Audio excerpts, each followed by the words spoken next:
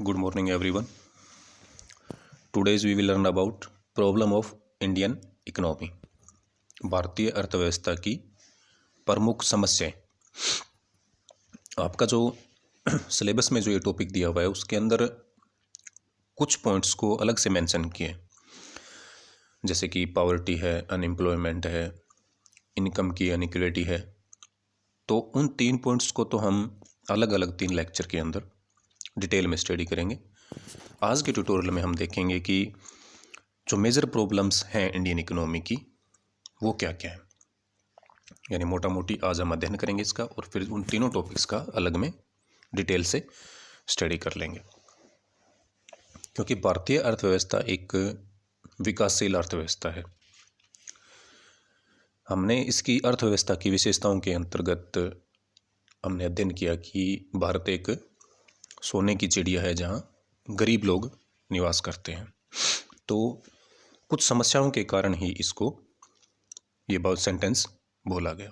आज हम एक एक करके उन समस्याओं के बारे में अध्ययन करेंगे। हम प्रॉब्लम कह सकते हैं या चैलेंज कह सकते हैं इनको। फर्स्ट आपका है इन्फ्लेशन, जिसको मुद्रास्फीति बोला जाता है।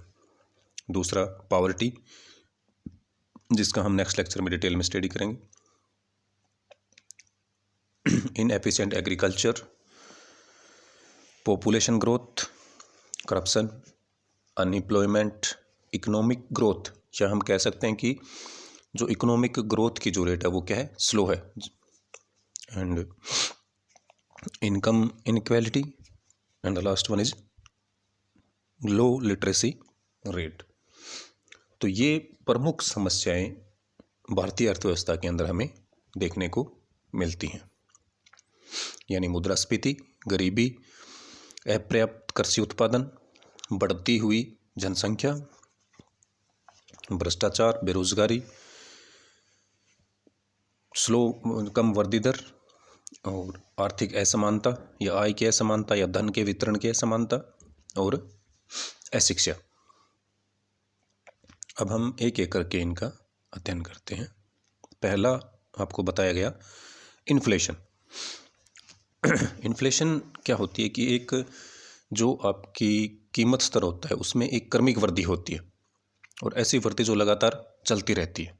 यानी कीमत स्तर क्या होता है, आपका बढ़ता है। आपकी परचेजिंग पावर जो होती है करेंसी की वो क्या होती है, कम होती जाती है। चीज़ों के रेट बढ़ते जाते हैं। Inflation is a situation where in continuous increase in the price level of goods. Increase तो होते हैं प्राइस, लेकिन कैसे होंगे, कंटिन्यूस होंगे, बढ़ते रहते हैं वो। Continuous increase in the price level of goods and service in A economy over a period of time. तो उसको हम क्या कहेंगे, इन्फ्लेशन कहेंगे। Inflation is currently between 8 to 10%.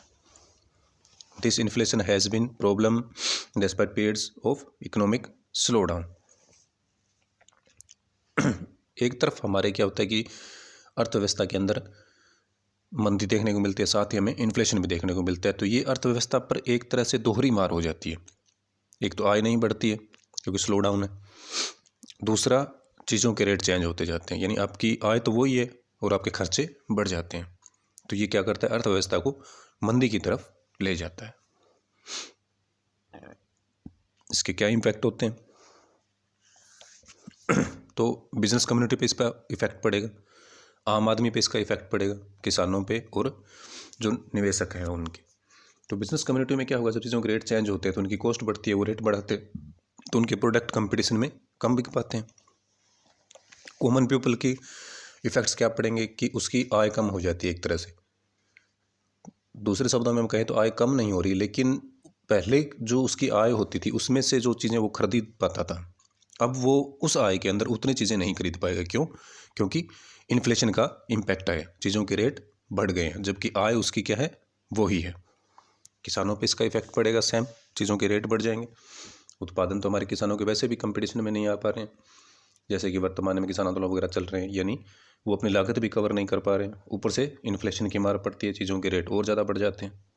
तो हर वर्ग को इससे परेशानी होती है। इसके क्या कोज हैं इन्फ्लेशन के? तो पहला कारण है इसका लेस प्रोडक्टिविटी, यानी उत्पादन कम होना या एक इच्छित स्तर पे उत्पादन नहीं कर पाना। जैसा कि आपको बिजनेस इकोनॉमिक्स के अंदर समझाया गया था कि साधनों का ऐसा अनुकूलतम सहयोग होना चाहिए जहाँ कम लागत पे अधिकतम उत्पादन हो सके। चाइना आज कंपटीशन में क्यों फाइट कर पा रहा है? क्योंकि उसके उत्पादन का जो लेवल है वो हाई है, बल्क लेवल के अंदर वो प्रोडक्शन करता है। तो अगर लेस प्रोडक्टिविटी होगी, अगर उत्पादन आपका कम होगा, तो तुलनात्मक रूप से जो आपकी लागतें होती हैं, जो कि आपके अधिक उत्पादन में आएंगी, उसकी तुलना में आपकी लागतें कम उत्पादन पर अधिक आती हैं। तो ये एक कोज होता है इन्फ्लेशन का। इंक्रीज इन वेजेस, मजदूरी बढ़ रही है। अगर हम मजदूर के पक्ष से देखें तो मजदूरी बढ़ानी चाहिए, लेकिन जब हम उत्पादक की दृष्टि से देखते हैं तो जैसे जैसे मजदूरी बढ़ती है, उत्पादन की लागत भी क्या होती है? बढ़ती जाती है, और उससे प्राइस भी बढ़ते हैं। इंक्रीज इन टैक्सेस, टैक्स की दर बढ़ाई जा रही है गवर्नमेंट, तो उससे क्या होते हैं? प्राइस राइज होते हैं। और पॉपुलेशन एक्सप्लोजन, जनसंख्या की विस्फोटक वृद्धि। तो जब जनसंख्या बढ़ेगी तो डिमांड बढ़ेगी, और जब चीज़ें ज़्यादा मांगी जाएंगी तो उनके रेट क्या होंगे? ज़्यादा बढ़ेंगे। हालांकि ये भी कहा जाता है कि जब एक मुँह देता है भगवान तो दो हाथ भी साथ में देता है, लेकिन वो तब है जब हमारे पॉपुलेशन क्या हो? वर्किंग हो, स्किल्ड हो, और वो प्रोडक्शन में सहयोग करे, तब तो पॉपुलेशन एक्सप्लोजन जो होता है उसको यूज़ किया जा सकता है। लेकिन अगर एक तरफ जनसंख्या बढ़ रही है, दूसरी तरफ उनके पास रोज़गार नहीं है, तो क्या होंगे? केवल डिमांड बढ़ रही है। तो डिमांड जब बढ़ेगी तो प्राइस बढ़ेंगे, और प्राइस बढ़ेंगे तो वो किसके कारण होंगे? इन्फ्लेशन के। तो ये थे कोजेज इन्फ्लेशन के, और जो अर्थव्यवस्था पर नेगेटिव इम्पैक्ट डालते हैं। तो भारतीय अर्थव्यवस्था की प्रमुख समस्या क्या हुई? इन्फ्लेशन या मुद्रास्फीति। अब बात करते हैं दूसरे पॉइंट की, population growth. India rank second after China in total population, जो आप अच्छी तरह जानते हैं। Its population in growth about 20% decade, leading problem that includes food deficits, sanitation and pollution. तो ये सारी समस्याएं किसको जन्म दे रही हैं? जब पॉपुलेशन का एक्सप्लोजन हो रहा है तो रिसोर्सेज हमारे क्या होते जा रहे हैं? कम होते जा रहे हैं। खाने के संसाधन, जो खाद्यान्न है, वो कम हो रहे हैं। एक तरफ पॉपुलेशन बढ़ती जा रही है, हम आने वाले कुछ सालों में पॉपुलेशन के अंदर एक नंबर पे आ जाएंगे। तो हमें एक जनसंख्या नीति के बारे में विचार करना अति आवश्यक है।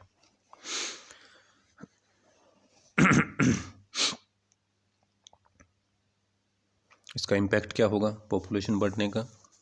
Population growth and rate of saving and investment, investable resources and rising per capital income, population growth and market surplus of food grain and under productive investment. Next जो समस्या है अर्थव्यवस्था की, वो है आपका करप्शन या भ्रष्टाचार। Corruption in the Indian society has prevailed from time immemorial in one form or the other. ये एक आपको एक आंकड़े दिए गए हैं कि इतने केस CBI ने रजिस्टर किए हैं। तो कहीं ना कहीं हर क्षेत्र के अंदर हमें करप्शन देखने को मिलता है। करप्शन एक तरह से ये कहें तो सिस्टम का हिस्सा हो चुका है, एक तरह से ब्लैक इकोनॉमी को ये डेवलप करता है। तो ये मेजर समस्या, फिर वो चाहे प्राइवेट सेक्टर हो चाहे गवर्नमेंट सेक्टर हो, किसी में भी हो। और इनका फ़र्क क्या पड़ेगा? तो टैक्स सिस्टम पे क्या होगा भाई? आज एक CA भी है तो वो क्या राय देता है? टैक्स सेविंग की राय देता है। हालांकि अच्छे शब्दों में उसको टैक्स प्लानिंग बोल दिया जाता है, लेकिन कहीं ना कहीं जो करप्शन है वो इम्पैक्ट डालता है। नेक्स्ट आपका आता है poverty. The biggest enemy of health and developing world is poverty. जो भी विकासशील राष्ट्र हैं उनकी मेजर समस्या है गरीबी। The poverty line in the minimum level of income deemed adequate in given country. यानी कोई भी व्यक्ति को हम गरीब कब कह सकते हैं? जब वो अपनी मिनिमम आवश्यकताओं की पूर्ति नहीं कर पाता है। हालांकि गरीबी के निर्धारण के लिए हमेशा से ये विरोधाभास रहा है। इनके जो पैरामीटर्स होते हैं उन पे आलोचनाएं होती रही हैं, लेकिन अभी तक हम उन टॉपिक्स पे बात कर सकते हैं जिनका बेस मान के हमारे आंकड़े जारी किए जाते हैं। यानी कोई भी अगर व्यक्ति एक मिनिमम आवश्यकताओं की पूर्ति नहीं कर पाता है तो उसको गरीब बोला जाएगा, आपको मिनिमम आवश्यकताएं और मिनिमम लाइन क्या हो। The national poverty line using the Tendulkar methodology at the end of 2011-12 was estimated at rupees 816 per capita per month for rural areas and 1000 per capita per month in urban areas। यानी कि तेंदुलकर समिति, और हालांकि 2 समितियां बनाई गई थी, तेंदुलकर और रंगराजन। तेंदुलकर समिति के जो आंकड़े थे, उन्होंने जो पॉवर्टी लाइन को बताया कि हाँ, अगर ये एक लाइन है, इतने पैसे से ऊपर अगर कोई कंजप्शन कर रहा है तो वो गरीब नहीं है, और इससे नीचे है तो वो गरीब है। तो उन्होंने 2011-12 के लिए जो एस्टिमेशन दिया था वो दिया था रूरल एरिया के लिए, ग्रामीण एरिया के लिए 816 रुपये और 1000 रुपये शहरी क्षेत्रों के लिए प्रति व्यक्ति पर मंथ बोला था। और उन्होंने परिवार के लिए भी आंकड़े बताए थे, और एक परिवार को इन्होंने ये माना था स्टैंडर्ड, एक परिवार में 5 लोग होते हैं। According to the planning commission and India spends reported earlier, that is 27 per day in rural areas and 33 per day in urban areas। ये एक प्लानिंग कमीशन के आंकड़े थे। तो आपने देखा कि इन आंकड़ों को देखने के बाद ऐसा नहीं लगता कि क्या एक व्यक्ति द्वारा 800 रुपये में गुजारा किया जा सकता है एक महीने का? तो कहीं ना कहीं, और जो ये आंकड़े हैं ये एक अर्थव्यवस्था की भयावह तस्वीर प्रस्तुत करते हैं। पॉपुलेशन का मेजर पार्ट अभी भी क्या है, बिलो पॉवर्टी लाइन है। नियर अबाउट 29% के अप्रोक्सीमेट पॉपुलेशन हमारी अभी भी पॉवर्टी लाइन के नीचे है। हालांकि अलग अलग समितियां अपने अलग अलग आंकड़े प्रस्तुत करती रही हैं, कुछ 21 बताती हैं, कुछ 29 बताती हैं, कुछ बाहर की एजेंसीज है जो 40% के अप्रोक्सीमेट भी आंकड़े प्रस्तुत करती हैं भारतीय अर्थव्यवस्था में गरीबी से संबंधित के। जो हम पॉवर्टी का जब अध्ययन करेंगे उसमें हम डिटेल से देखेंगे। अब इसका इम्पैक्ट क्या होगा, किस हिसाब से ये इकोनॉमी के लिए एक चैलेंज है। तो जब पॉवर्टी होगी तो उसका इफ़ेक्ट सब चीज़ों पे आएगा, फिर वो चाहे आपकी हेल्थ हो, एजुकेशन हो, चाहे इकोनॉमी हो, चाहे आपकी सोसाइटी हो। एक गरीब व्यक्ति है तो वो अपना जो इनकम है उसको हेल्थ पे बचा ही नहीं पाएगा, वो तो धीरे धीरे उसकी हेल्थ वीक होने लग जाएगी, उसके मेडिकल खर्चे ज़्यादा होने लग जाएंगे। जब वो खुद वीक होगा तो उसकी प्रोडक्टिविटी कम होगी, और प्रोडक्टिविटी कम होगी तो वो और ज़्यादा गरीब होता जाएगा। एजुकेशन नहीं दे पाता है वो, वर्तमान में जो एजुकेशन सिस्टम है वो महंगा हो चुका है। तो एक जो गरीब व्यक्ति है उसके लिए पॉसिबल ही नहीं है अपने एजुकेशन प्रोवाइड कराना अपने आने वाली पीढ़ी के लिए। अर्थव्यवस्था में कैसे इफेक्ट पड़ेगा, तो जब मेजर पॉपुलेशन आपकी बिलो पॉवर्टी लाइन है तो कहाँ आप विकास की बात कर सकते हैं, अर्थव्यवस्था को कहाँ ग्रोथ पे ले जा सकते हैं। जब मिनिमम आवश्यकताओं की रिक्वायरमेंट ही पूरी नहीं हो पा रही है तो फिर विकास की या सराहनीय विकास की बातें करना एक मिथ्या सा साबित होता है। सोसाइटी पे इम्पैक्ट पड़ता है। जो व्यक्ति भूखा है उसके लिए फिर विचार या फिर उसके लिए कोई चीज़ें मायने नहीं रखती। अंतोगत्वा उसका टारगेट होता है कि कैसे ही वो खुद या अपने बच्चों का पेट पाले। तो सोसाइटी भी क्या होने लग जाती है, एक लेवल से नीचे होने लग जाती है। एक सिद्धांत या फिर एक आदर्श वहाँ पे स्थापित होना काफ़ी मुश्किल हो जाता है। हालांकि कोई ज़रूरी नहीं है कि गरीब व्यक्ति होगा तो उसके सिद्धांत नहीं होंगे या फिर वो नहीं स्थापित कर पाएगा। इन जनरल एक प्राथमिकता होती है आवश्यकताओं की, जो कि हम आवश्यकता के सिद्धांत के अंदर भी देखते हैं। तो सबसे पहले व्यक्ति की शारीरिक आवश्यकताएं होती है, यानी उसको खाना चाहिए। खाना देने के बाद उसके बाद आती है रहने की, कपड़ों की, फिर उसके बाद आती है उसके सामाजिक प्रतिष्ठा की। तो ये एक लेवल चलता है आदमी की माइंडसेट के डेवलपमेंट का। अब बात करते हैं अनएम्प्लॉयमेंट या बेरोजगारी की। बेरोजगारी किसको बोला जाएगा, यानी कोई व्यक्ति काम करने का इच्छुक है लेकिन उसको काम उपलब्ध नहीं है, तो हम उसको कहेंगे कि वो बेरोजगार है। जो व्यक्ति काम करना ही नहीं चाहता है उसको हम बेरोजगार नहीं कह सकते।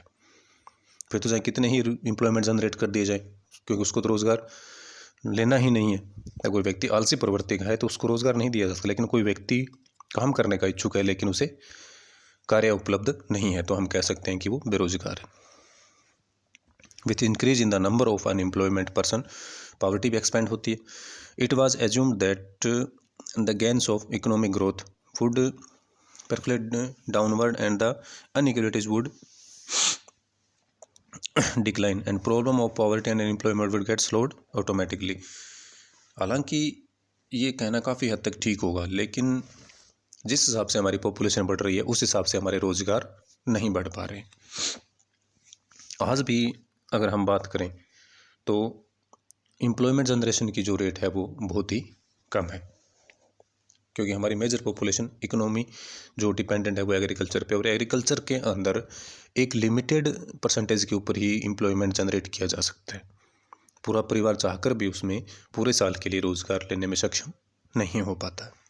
उसका एक कारण ये भी है कि हमें अभी भी ट्रेडिशनल खेती कर रहे हैं, हमें हमारे जो सिस्टम है उसमें ये चीज़ें अभी भी शामिल नहीं हो पा रही हैं कि जैसे स्टोरेज का हो गया या फूड प्रोसेसिंग की यूनिट्स होंगी। अगर इस टाइप की चीज़ें स्थापित होती रहे तो एग्रीकल्चर सेक्टर में भी एक बढ़िया रोज़गार जनरेट किया जा सकता है। इम्पैक्ट क्या होंगे अनएम्प्लॉयमेंट के? Increase in the crime like theft, violence, drug.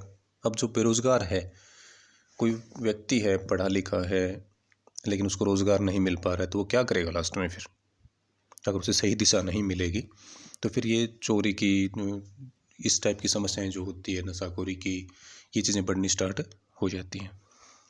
अब बेरोज़गारी है तो इससे क्या होगी? पॉवर्टी भी आपकी बढ़ेगी, अनइक्वलिटी बढ़ेगी, व्यक्ति की जो स्पेंडिंग पावर है वो क्या होगी? डिक्रीज होगी, स्टैंडर्ड ऑफ लिविंग क्या होगा? डिक्रीज होगा।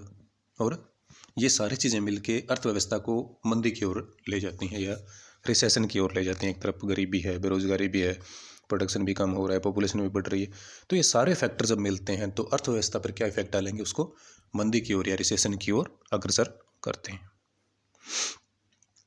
Slow economic growth.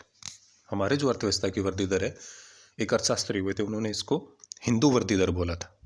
हिंदू वृद्धि दर से क्या से था कि जो 4% या 3% के आसपास रहती थी, तो इसका एक नाम उन्होंने रख दिया कि हिंदू वृद्धि दर वाले राष्ट्र। तो जो 5% से नीचे अप्रोक्सीमेट रहते हैं उनको बोला जा गया था ये। तो हमारी भी जो मोस्टली, हालांकि कुछ सालों में हमने 8%, 9%, 10% तक ग्रोथ रेट हासिल की है, लेकिन वो लगातार के वर्षों में उसको मेंटेन हम नहीं कर पाए। और ख़ास करके जो है वो हम करंट प्राइस पे ही देख पाते हैं। जब उसको फिक्स प्राइस पे हम देखते हैं, यानी उसके अंदर जब हम इन्फ्लेशन को समायोजित कर देते हैं तो वो रेट और भी कम हो जाती है। तो ये क्या है, जब स्लो इकोनॉमिक ग्रोथ रहेगी तो अर्थव्यवस्था क्या होगी? पटरी पे नहीं आ पाती है।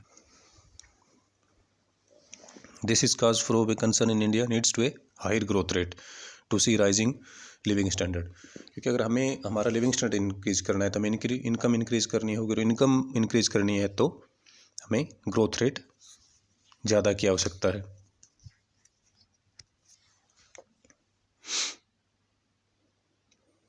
इम्पैक्ट क्या होंगे? अगर इम्पैक्ट जो स्लो है, अगर ग्रोथ रेट हमारी, तो लिविंग स्टैंडर्ड, इनकम क्या होगी? स्लो, कम होगी, क्योंकि प्रोडक्शन कम है। और जब इनकम कम होगी तो लिविंग स्टैंडर्ड हमारा क्या होगा? लो होगा। पॉवर्टी और अनएम्प्लॉयमेंट बढ़ेंगे, क्योंकि जब अर्थव्यवस्था ही वृद्धि नहीं कर पा रही, जैसा कि हम कोरोना के संबंध में अगर बात करें तो हमने आंकड़े देखे कि अर्थव्यवस्था की जो ग्रोथ रेट है वो नेगेटिव चली गई। तो इनकम भी, तो जब कोई भी सेक्टर ग्रोथ नहीं कर रहा है या प्रोडक्शन नहीं कर पा रहा है, ना एम्प्लॉयमेंट जनरेट हो रहे हैं, तो फिर इनकम भी नहीं बढ़ेगी और पॉवर्टी एंड एम्प्लॉयमेंट बढ़ेंगे। और इंफ्रास्ट्रक्चरल डेवलपमेंट है वो भी क्या होगा? आपका कम होगा, क्योंकि जब मंदी आती है या वृद्धि दर कम होती है तो उससे हर क्षेत्र प्रभावित होता है। जब बूम आएगा या तेज़ी आएगी तो हर क्षेत्र में तेज़ी आती है, हर जगह रोज़गार क्रिएट होते हैं, लिविंग स्टैंडर्ड, लोगों की इनकम बढ़ती है, लिविंग स्टैंडर्ड बढ़ता है, उनके एक्सपेंसेस बढ़ते हैं, साथ साथ गवर्नमेंट भी इंफ्रास्ट्रक्चर डेवलप करती है। तो जब स्लो है, स्लो डाउन है या इकोनॉमिक ग्रोथ स्लो है तो ये सारी चीज़ें भी कम होनी स्टार्ट हो जाती हैं। Inefficient agriculture. हमारी जो खेती, हालांकि अबोव 50 to 60% पॉपुलेशन जो है वो डिपेंडेंट है एग्रीकल्चर के ऊपर, लेकिन इसका जो प्रोडक्शन है वो आज भी जीडीपी के अंदर 15 से 18% के बीच में ही रहता है। यानी जो इसके ऊपर जो वर्कफोर्स है और इससे जो एम्प्लॉयमेंट जनरेशन हो रहा है या जीडीपी में इसका जो पार्ट है या इसका जो आउटपुट है, दोनों में कॉम्बिनेशन बहुत कम है। वर्कफोर्स इसके ऊपर बहुत ज़्यादा है, जबकि इससे एम्प्लॉयमेंट जनरेशन और प्रोडक्शन जीडीपी के अंदर हिस्सा कम है। This is the most inefficient sector of the economy and reforms has proved slow. हालांकि ये हम ये भी कह सकते हैं कि ये कृषि नीतियों की कमी है या फिर हम इस पर प्रॉपर ध्यान नहीं दे पा रहे हैं।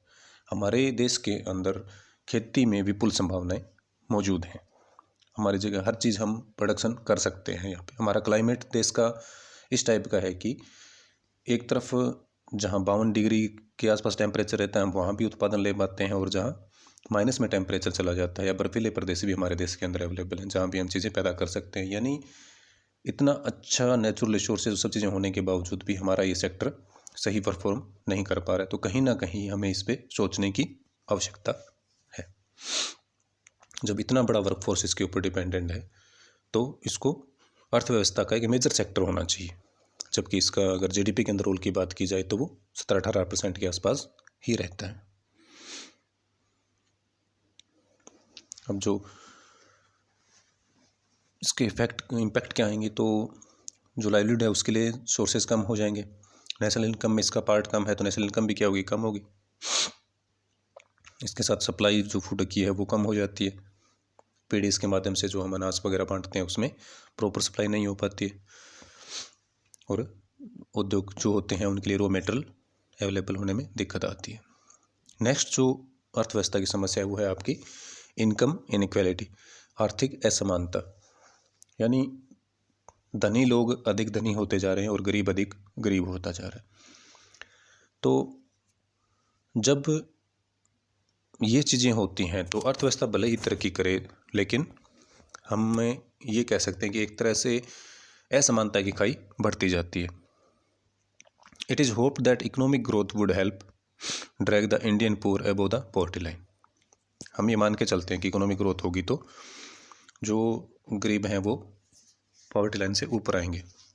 एक भारत के संबंध में एक डेटा भी दिए जाते हैं कि 80% लोगों के पास केवल 20% ही इनकम का पार्ट है, जबकि 20% लोगों के पास टोटल जो रिसोर्सेज या इनकम है उसका 80% है। तो ये एक आर्थिक जो असमानता हम देखते हैं ये अर्थव्यवस्था को प्रभावित करती है। तो जो वृद्धि होती है उसका इफेक्ट भी कुछ लोगों को ही इसमें मिल पाता है, जबकि अगर ये चीज़ दूर कर ली जाए तो जब वृद्धि आएगी तो देश एक साथ में वृद्धि की ओर अग्रसर होता है। तो जो इन दोनों के बीच में पावर और जो रिच पीपल है इसके बीच की जो अनइक्वलिटी है इसको ख़त्म करने की आवश्यकता है। इसके इम्पैक्ट क्या होते हैं, तो लैक ऑफ एजुकेशन अपॉर्चुनिटी। तो जब आर्थिक असमानता है तो जो गरीब हैं उनके लिए सभी चीज़ों का क्या हो जाता है, अभाव हो जाता है। उनके लिए एजुकेशन की अपॉर्चुनिटीज़ कम हो जाती हैं। इनके बीच में जो गैप होता है वो बढ़ता जाता है, रिच और पुअर के बीच में अनएम्प्लॉयमेंट बढ़ता है और फैमिली इन्फ्लुएंस बढ़ते हैं।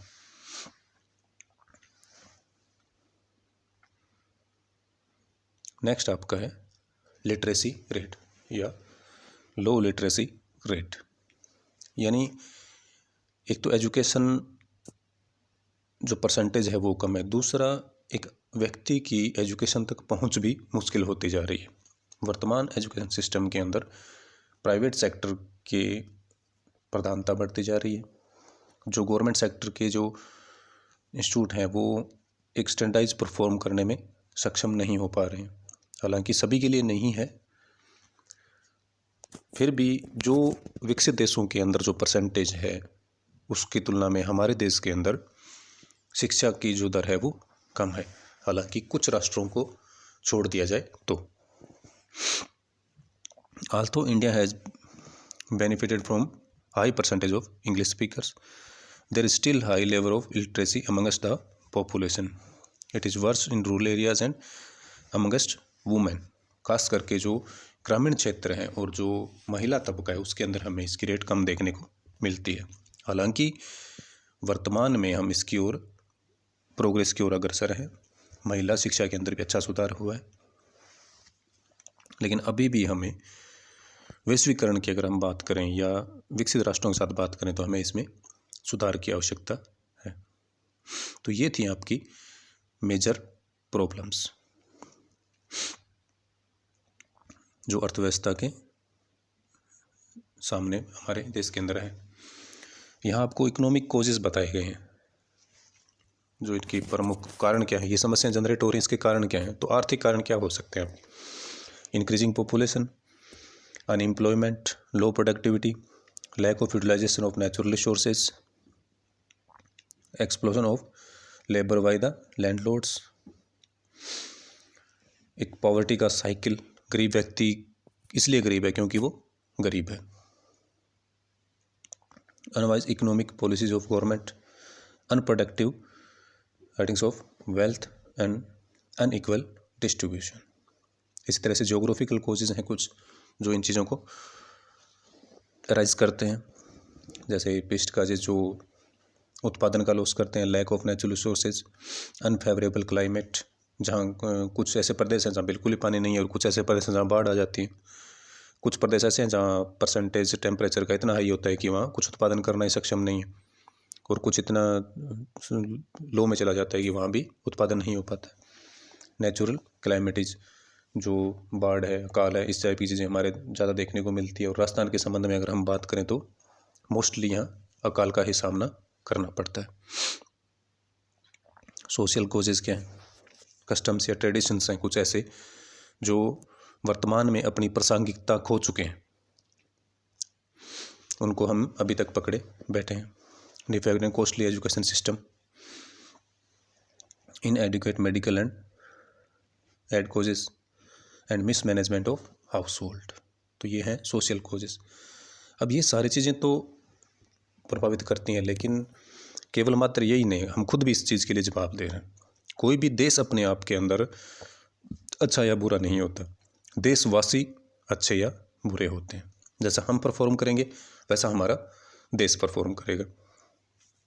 एक कहते हैं ना कि घर कैसा होगा जैसा घर का मुखिया होगा, तो देश कैसा होगा जैसे देश के लोग होंगे। तो कुछ पर्सनल कॉजेज़ हैं इसके लिए, जैसे कि लिटरेसी, आइडियलनेस, हम संतुष्ट बहुत जल्दी हो जाते हैं, विचार शून्य रहते हैं, हाँ ठीक है जो चल रहा है वो ठीक है।